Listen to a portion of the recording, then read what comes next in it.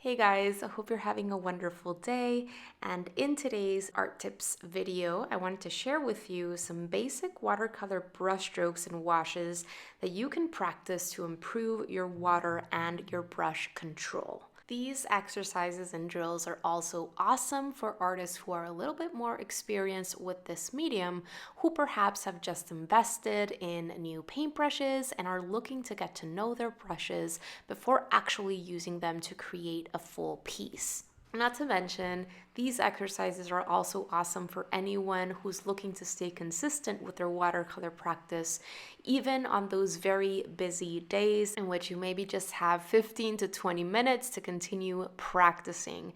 These don't require as much energy or focus, but they're certainly a great way to continue working on your knowledge of watercolor and continue improving your hand-eye coordination and your fine motor skills. Feel free to use any of your paintbrushes. It doesn't matter the type or the size when it comes to the basic brushstroke drills, and when it comes to the 3 basic watercolor washes, I would recommend using larger brushes, whether it's a larger round brush or a larger flat brush. All right, without much further ado, let's go ahead and jump right in. So I just picked out 3 random colors for my St. Petersburg White Nights full pan paint set, and I'm gonna be creating nice juicy puddles on my color mixing palette with these as I move forward.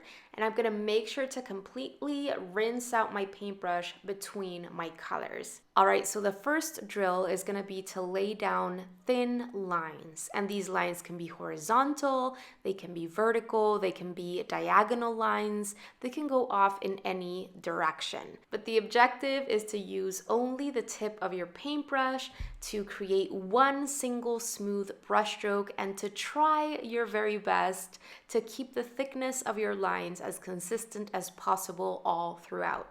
You're probably going to notice that you get better and better as you move on creating your lines. Mine certainly look very wobbly and imperfect in the beginning, and they do get better as I move along.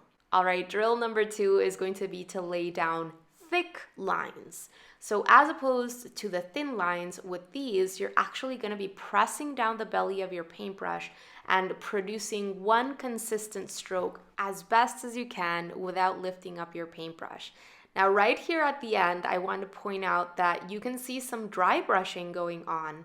Dry brushing is when you have tiny little specks of paper that are left unpainted. And it's an excellent technique in and of itself to create certain textures. I love using dry brushing, for example, when I am painting trees or wood. It really helps create a nice, interesting texture.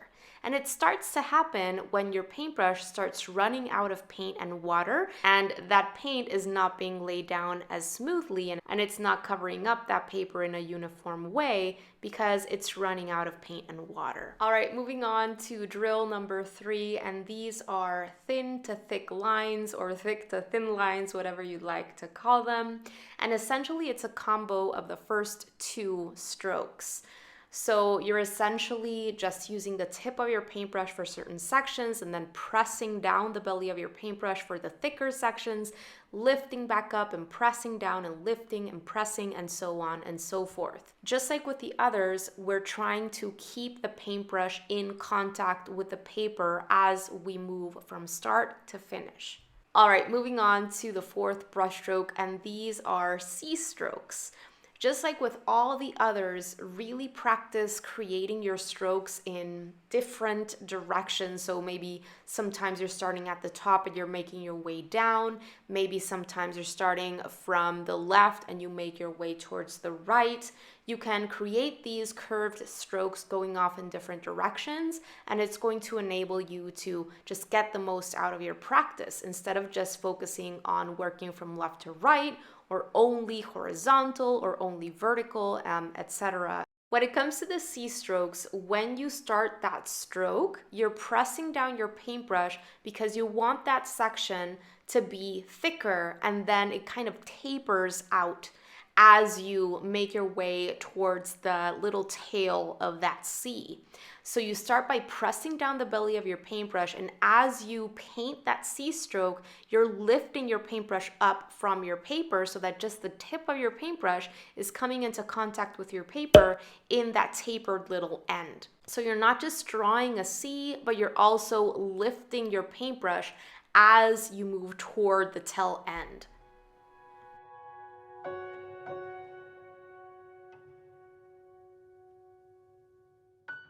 Basic brushstroke number 5, and this is flicking, and I am doing upwards flicking in this case. This is how I add a grass texture into landscapes. Of course, in those cases, I am using a brush that is way thinner than this, but the stroke is exactly the same. When it comes to these brushstrokes, you're also looking for that tapered look. You're looking for the root or the base where you started that stroke to be thicker and be thinner and thinner as you make your way upward or towards the end of that stroke. And moving your paintbrush and flicking your wrist upwards or towards the direction of that end quickly in one single stroke, that is going to enable you to create that tapered look. And right here, you can probably see how I'm trying to create slight, very subtle curves instead of having them go completely straight upwards in a stiff way. All right, moving on to bouncing. And this one I just like seeing as you're using the bristles of your paintbrush as a sort of little stamp that you're pressing and lifting and pressing and lifting. You're not really doing any lateral movement at all. You're just pressing and lifting. And of course, when it comes to bouncing, the shape and the type of the paintbrush that you're using is really going to have a great impact on the shapes that you're creating. In this case, because I am using a round brush, I am getting a nice little kind of drop or leaf kind of shape. And what I like doing, just like what I was mentioning before, I like really challenging myself to create these shapes in all sorts of different angles and directions. I really believe that if you do this, you're going to get way more out of your practice and you're going to be way more well equipped when it comes to using these different techniques and strokes and washes in your actual paintings. Moving on to the bouncing and scribbling combo. So this is a cool one. I really like using it for things like plants and trees and landscapes. It's all about irregularity and imperfection and really rotating your paintbrush in different ways, using it at different angles. Sometimes you're just using the tip of your paintbrush and other times you're pressing down the belly of your paintbrush to different degrees. At times, you might want to take a little break and create just a single leaf shape or drop shape by just going in with one single bouncing motion. It's a combination between bouncing, which we already practiced, so pressing down the belly of your paintbrush and creating little stamp shapes. But we're also using scribbling, which we're going to be practicing on its own in just a bit. And when it comes to scribbling, there is a ton of irregularity involved and you really have to just let loose, let your wrist do its own thing and try to create a lot of irregularity in both shapes that you're creating, directions of those shapes. Sometimes you are moving your paintbrush up and down and others more in a lateral way, creating little scribbles and very irregular shapes. Really have fun, let go, let loose, enjoy moving your paintbrush in different ways, using your paintbrush at different angles, and varying the pressure that you're exerting on your paintbrush so that sometimes you're using just the tip and other times you're using more of the belly of the paintbrush, but also in between. Right here, I am going to show you just scribbling with no bouncing. You can tell the difference between the last one and this one because in this one, I never just press down my paintbrush to create singular little drop or leaf shapes. And in the other one, you can see a few of these singular shapes created by just the bouncing. But in this one, this is plain scribbling. So I'm just really enjoying experimenting, moving my paintbrush in different angles and directions, and pressing down my paintbrush in different ways to create a ton of irregularity all throughout. And you can probably get a good sense of how this technique is so useful for things like plants.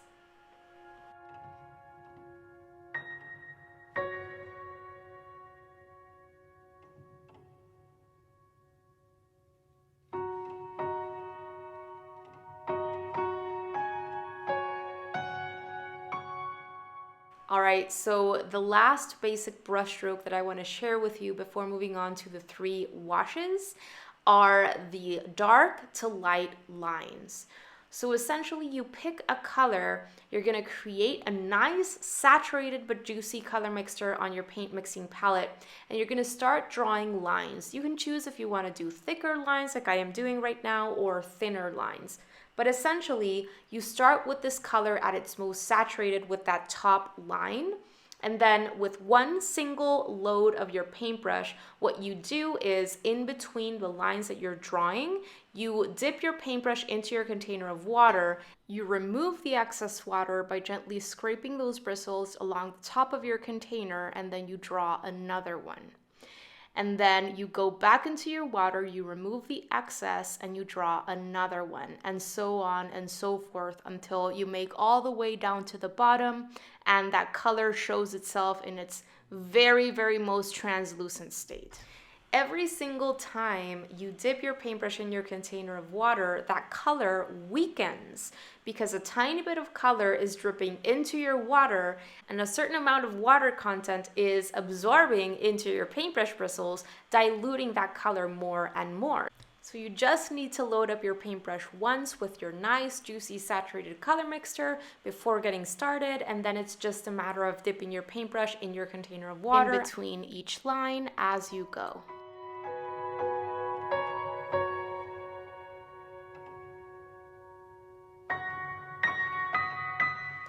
All right, you guys, let's move on to the 3 washes. So these are the basic must-know watercolor washes that you should definitely know how to do. For these 3 different washes, I highly, highly recommend that you create enough color mixtures for yourself on your color mixing palette before getting started. I'm gonna get started with the flat wash. And with the flat wash, what we're looking for is to create a nice, even, uniform look to that color. We want the same value and translucency all throughout as much as possible. So for this one, I really keep taking more color as needed so that I can make sure that the color that I have in my paintbrush is very similar in terms of saturation. When I am making my way down, I want that amount of color to be the same in the bottom as it was in the top as much as possible. When you're doing these washes, I would highly recommend using larger brushes that are able to hold a good amount of water and paint in their bristles. And the softer your bristles are, the less you're gonna feel the need to go back and smooth things out. These paintbrushes that I am using, for example, they have very stiff bristles and they're only able to hold a certain amount of water and paint. And so I found myself going over my paint more than usual. And you know, this is okay, but it is important to just realize that the less moving around of paint you do after it's been placed on paper, the better off you'll be. And also it's important to just take into account that the less moving around of paint that you do, the less layering and stuff like that, the less overworked your watercolor piece will tend to look. So take this as a practice as well to lay down a good amount of paint confidently and then leaving it be. Or if you're gonna go back in after that paint has been placed on paper, try to do it as minimally and as gently as possible. Because a lot of the times it's gonna be better for things to look imperfect, but to still look fresh than to go in and try to fix something and get it super perfect, because that can definitely lead to an overworked look. All right, so this is the second basic watercolor wash to practice, and this is referred to as the graded wash. So essentially it's one single color turning from its most saturated to its lightest, or from its lightest to its most saturated. It could be either way. So for this one, you're gonna really load up those paintbrush bristles before getting started with that nice, juicy, saturated color mixture. and you're gonna do a couple of brush strokes, and then you're gonna start dipping your paintbrush in your container of water as you make your way down to dilute that color in your paintbrush bristles, to weaken it. You need to work fast, but you also have to make sure that as you're making your way down from that saturated color, that the color is becoming weaker and weaker. And if you notice that it's not, you have to remove more color from your paintbrush bristles and water down that color a little bit more. With this one, I often find myself going back in at least a couple of times, especially to darken the color at the top. The stiff bristles of this paintbrush definitely left more marks than I would have liked, but I decided to just leave them. All right, and finally we have the third wash, which is the variegated wash. And when it comes to the variegated wash, it's basically when one color turns gradually into another color. Now, I would highly recommend using analogous colors that are next to each other in the color wheel when you're practicing the variegated wash. And the reason this is because if you use colors that are super different or opposite to each other in the color wheel, which would be complementary colors, you can definitely end up with a muddy looking color or a brownish or even grayish looking color in the middle where those colors start mixing together and when one color is starting to turn into the next. So this is why I would recommend using analogous colors that are next to each other in the color wheel, because that transition is always going to look very nice. Now, don't get me wrong, if you're planning on using or mindfully creating desaturated colors for a painting, it's not wrong if you're planning for them to happen. But for this kind of beginner exercise, I would recommend using analogous colors. Now for this one, what you're gonna do is you're gonna get started with the first of the two colors that you chose, and you're gonna quickly paint in approximately half or a little bit past half of that shape that you are painting in. And then you're gonna very quickly remove the color from your paintbrush bristles and go into your second color mixture and do a little bit of overlapping on top of that first color and make your way down. Now you can add a little bit more of one color or the other to intensify things or work on that gradient a little bit more, but again, try to do it minimally.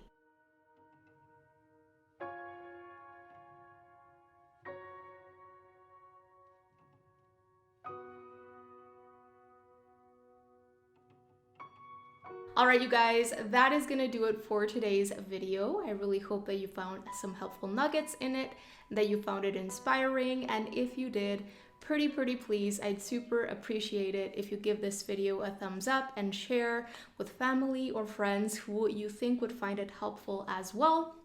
That really helps support the work that I am doing here on YouTube and allows others to get to know about my channel. Thank you so much for watching today. Don't forget to subscribe so that I can see you next week for another video, and keep on creating. Bye guys!